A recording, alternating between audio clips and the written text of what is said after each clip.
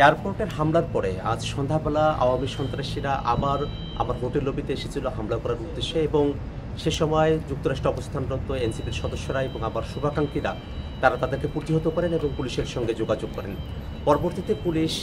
Investigation officer তিনি প্রিসেক্টে এসে মামলা দায়ের করার জন্য আমাদেরকে পরামর্শ দেন। তারই প্রেক্ষিতে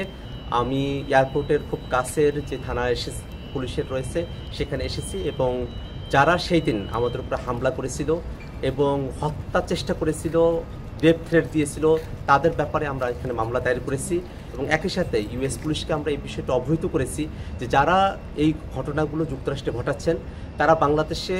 নিষিদ্ধ এমন একটি সংগঠনের সঙ্গে জড়িত, যারা গত বছর বাংলাদেশে গণহত্যা চালিয়েছেন, মানবতা বিরোধী অপরাধ চালিয়েছেন এবং ইউএনের যে রিপোর্ট সে ব্যাপারে আমরা তাদেরকে অবহিত করেছি।